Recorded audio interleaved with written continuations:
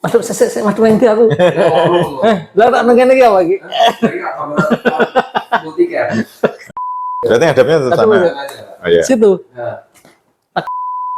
Gimana Pak menjadi camat Tuntang selama setahun ini, sudah mengenali atau punya kesan apa? Iya, kalau saya kami coba merumuskan hari jadi Kecamatan Tuntang begitu masuk di sini karena biar ada hari yang bisa diperingati bersama di tingkat Kecamatan Tuntang. Oh, selama ini belum Pak? Sebelumnya belum. Jejak sejarah ini ada Stasiun Tuntang. Oh, Stasiun Tuntang. Ya, Stasiun gitu. tua. Stasiun tua. Iya. Jadi kalau dilihat Stasiun Tuntang ini kan alat transportasi pada saat itu yang paling modern kan kereta api ya. Jadi pada saat itu berarti Tuntang pada saat itu menjadi termasuk tempat yang ramai karena alat transportasi paling canggih pada saat itu. Pada saat itu tahun berapa? Iya. Mungkin dalam Itu artian sekitar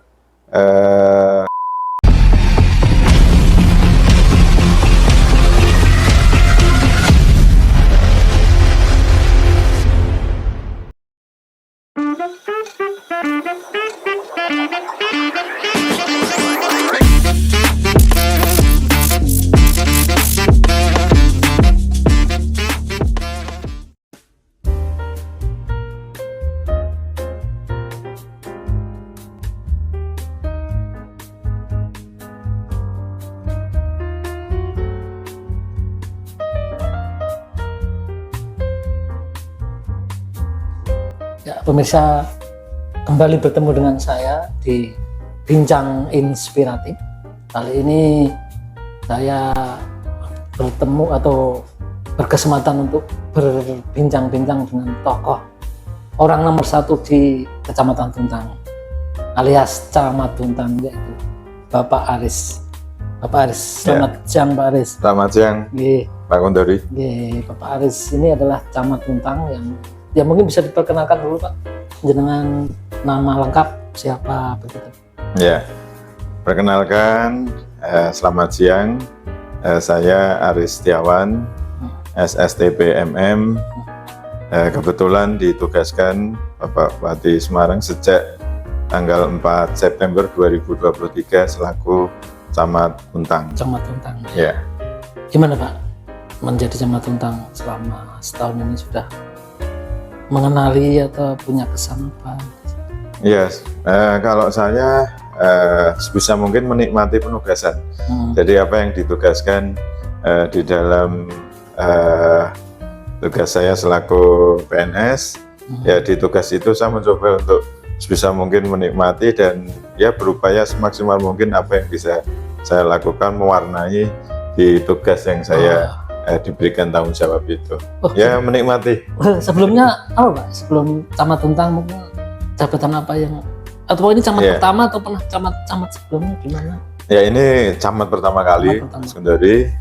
Sebelumnya saya di Dispermasdes Kabupaten Semarang selaku Kabid Pemerintahan Desa selama 6 tahun, menjadi Kabid di Dismasdes, dan ini menjadi pengalaman pertama sebagai camat dan alhamdulillah penempatannya di Tuntang, dan dengan tempat tinggal saya relatif juga masih sangat terjangkau di Ungaran Barat. Ya, boleh dibilang camat termuda saat ini atau iya begitu? Ya mungkin dari ya. 19 kecamatan, camat-camat yang ada di Kabupaten Semarang. Kalau mungkin dari data mungkin ya saat ini mungkin saya yang paling muda di Kabupaten Semarang dari 19 kecamatan di Kabupaten Semarang. Tapi nanti pasti ada yang lebih muda lagi. Iya. Sementara saat ini masih termuda. Mungkin usianya berapa? Muda itu kan saat ini 42 tahun. 42 tahun. Jadi 8 September kemarin genap usia 42 tahun. Iya. Terus Tuntang ini gimana Pak? Ini cukup terkenal sebenarnya, Tuntang zaman Belanda juga udah ada kata Tuntang di arsip itu Tuentang, Tuntang. Itu ada kereta api, stasiun di situ. Ya. Terus secara keseluruhan gimana? Tuntang itu seperti apa? Ya, ternyata setelah saya masuk di Kecamatan Tuntang luar biasa. Secara posisi memang sangat strategis, relatif ada di wilayah tengah di Kabupaten Semarang. Terbukti dari banyak kegiatan pun banyak yang bersepakat melaksanakan kegiatan tingkat kabupaten ini di wilayah Tuntang. Sehingga kalau ditarik ke selatan sampai di wilayah Kaliwungu, ditarik ke utara sampai di Ungaran, itu titik tengahnya salah satunya antara Tuntang dan Bawen, dan sehingga relatif posisinya sangat strategis. Kemudian dari sejarah ternyata luar biasa. Tuntang ini sejarahnya sudah cukup dikenal sejak lama, bahkan sejak zaman Hindia Belanda. Jadi kami ini Pak Gundori, kami coba merumuskan hari jadi Kecamatan Tuntang masuk di sini karena biar ada hari yang bisa diperingati bersama di tingkat Kecamatan Tuntang. Selama ini belum, Pak? Sebelumnya belum ada penetapan hari jadi di Kecamatan Tuntang.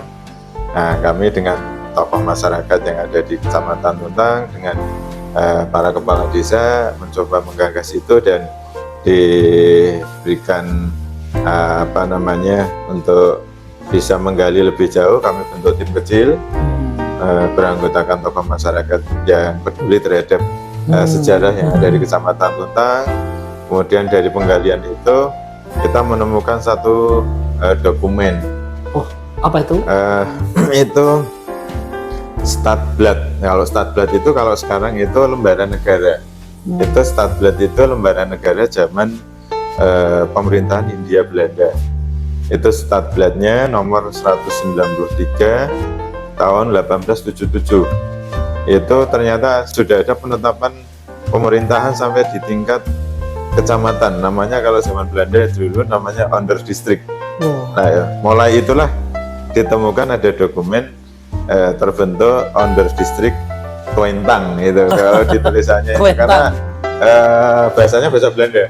Tulisannya Onderdistrict Tuentang. Kalau kita cari arti dari Onderdistrict ternyata sama dengan kecamatan. Sehingga dari situ akhirnya dari tim kecil itu memberikan rekomendasi ini bisa menjadi salah satu alternatif, ditarik menjadi hari jadi Kecamatan Tuntang yang di situ penetapan Stadblad 193 tahun 1877 itu tanggalnya 24 September tahun 1877. Gitu. Iya. Berarti ini Tuntang kota sejarah, bersejarah ya. Iya, kemarin mencarinya dokumen tadi di mana?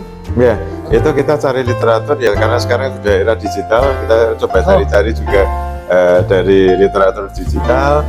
Kemudian juga kita sounding di bagian hukum Seda Kabupaten Semarang, ternyata juga ada dokumentasi himpunan Stadblad, dan itu ternyata juga ada Stadblad 193 tahun 1877, sehingga didokumentasi yang secara resmi di pemerintahan di tingkat kabupaten bagian hukum ada, dari literasi digital juga ada, dan itu kita sarasehkan,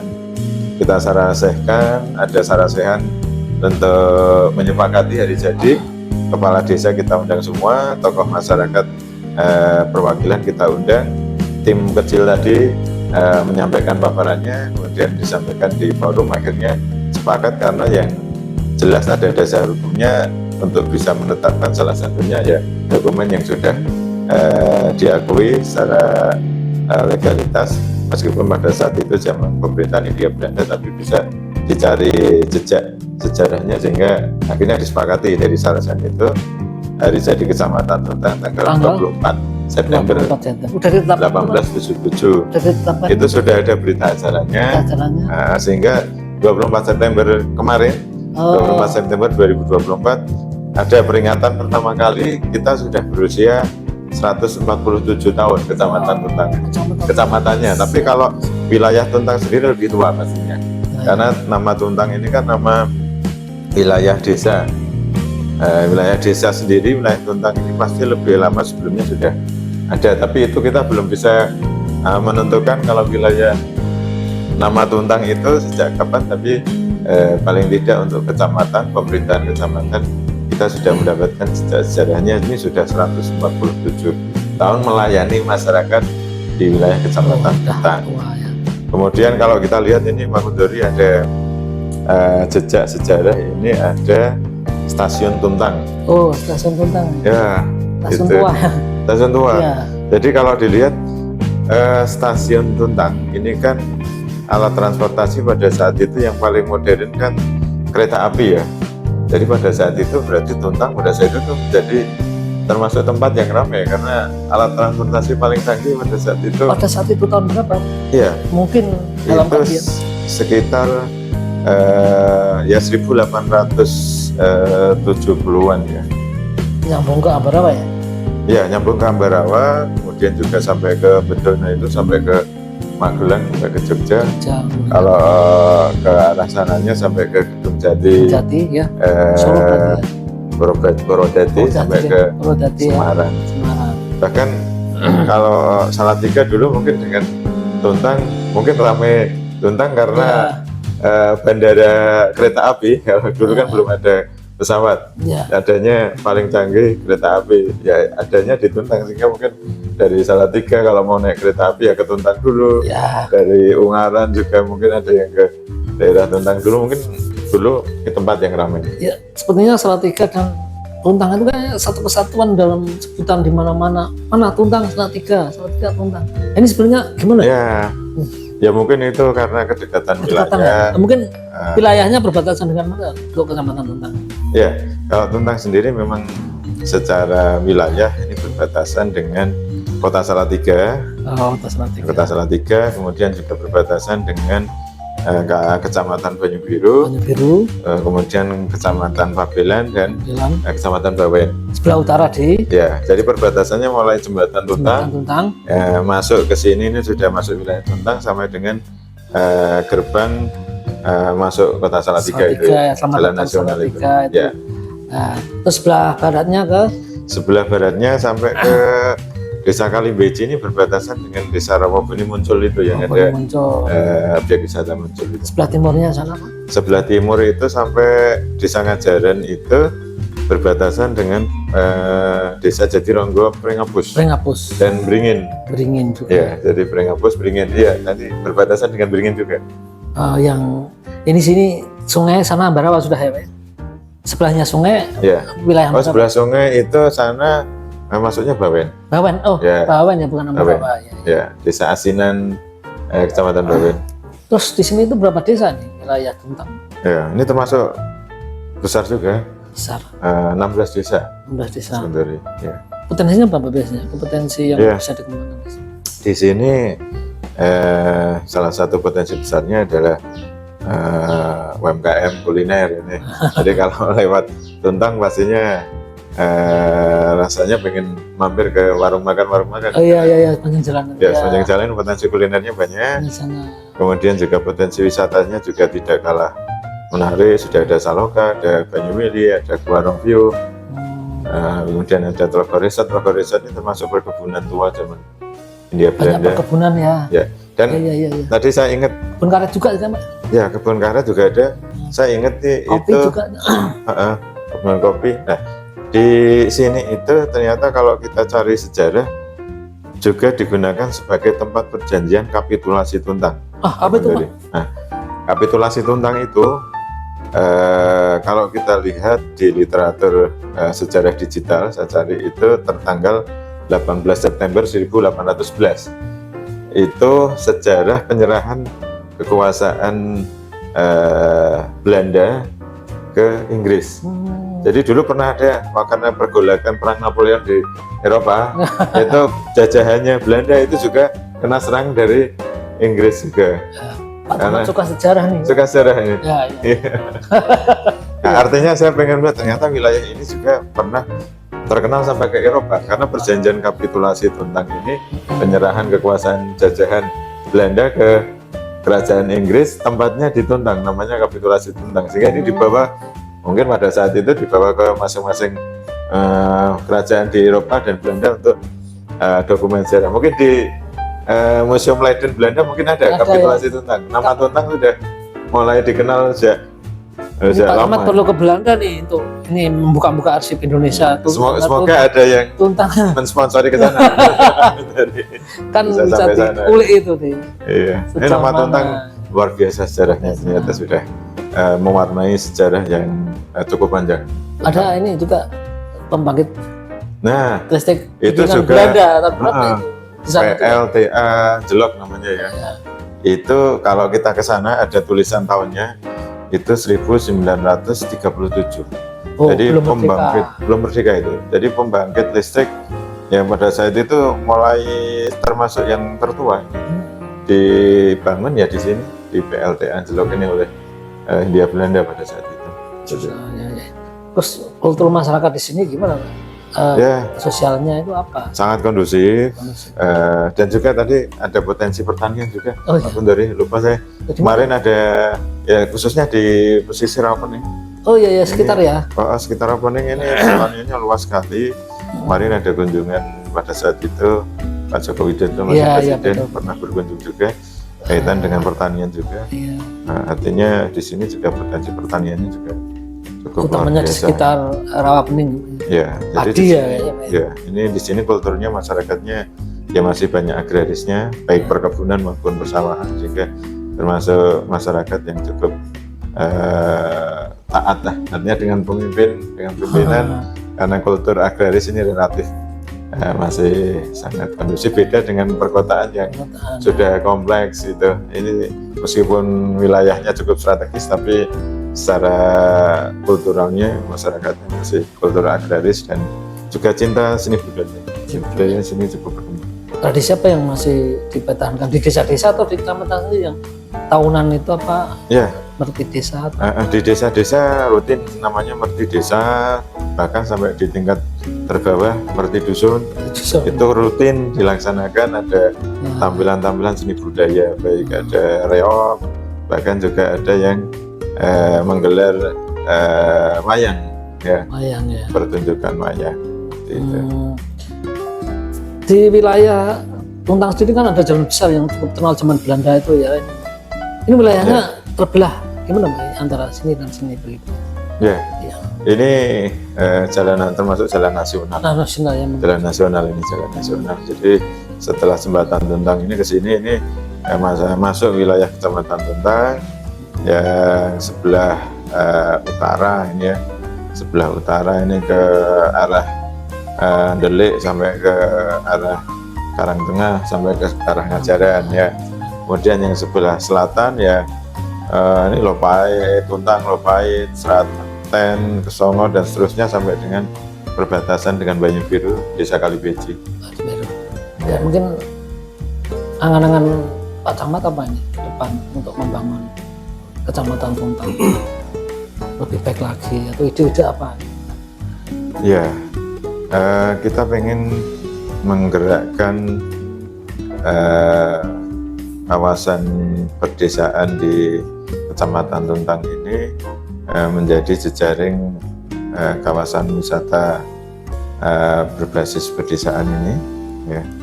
Kemudian juga ada basis UMKM-nya, UMKM ya. UMKM-nya. Kemudian harapannya ke depan juga kalau bisa di Tuntang ini ada satu fasilitas publik ya, seperti kalau di Ungaran kan ada Asjo itu Pak Gundori. Iya.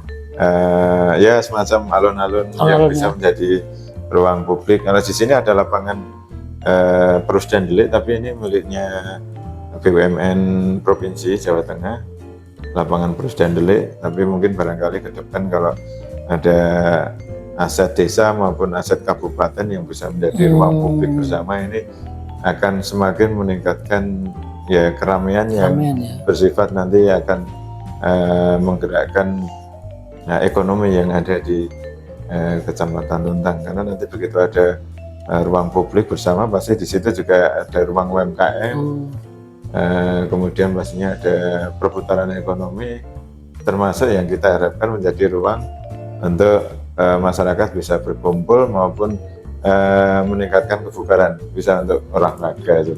Belum punya ya sama ini. Di Kecamatan Tuntang yang fasilitas yang memadai seperti itu ya, semoga nanti bisa ada. Di Tengaran sudah ada itu ya. Tengaran sudah ada. Tinggal memikirkan. Bandungan sudah ada. Ya. Bandungan sudah ada. Tinggal. Termasuk mungkin harapannya di sini kan sudah ada PLUT. PLUT ya. Pusat layanan UMKM terpadu. Ada MPP Mall Pelayanan Publik.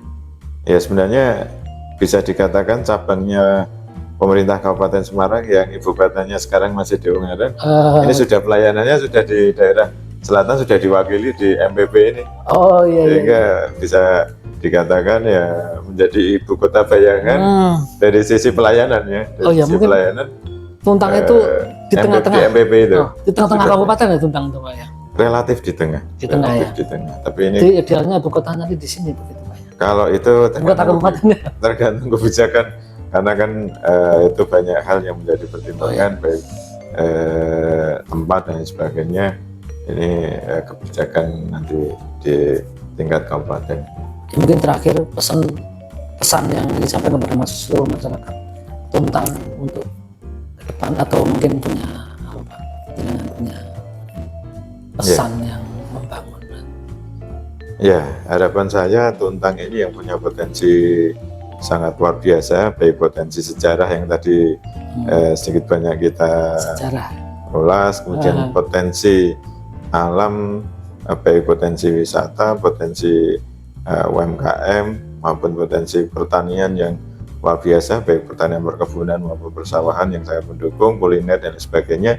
Ini harapannya nanti terus bisa lebih dikembangkan lagi, dan harapannya nanti ada kebijakan yang bersifat menggerakkan kawasan perdesaan yang ada di Kecamatan Tuntang ini nanti bisa saling kolaborasi untuk bisa meningkatkan potensi yang ada di Kecamatan Tuntang. Termasuk harapan tadi, ya, barangkali nanti ke depan ada fasilitas publik yang nanti bisa menjadi karena di sini relatif tengah, ada kegiatan-kegiatan yang ada di Kecamatan Tuntang. Kalau ada ruang publik itu pastinya nanti akan bisa lebih menggerakkan kegiatan sosial masyarakat sekaligus berdampak ke peningkatan perekonomian masyarakat. Ya, tadi perbincangan kami dengan Bapak Aris Camat Tuntang untuk menggali potensi di Tuntang sebagai tokoh inspiratif. Tadi kita benang merahnya sejarah yang terpendam dan akan digali lagi. Ya, demikian dan salam inspirasi.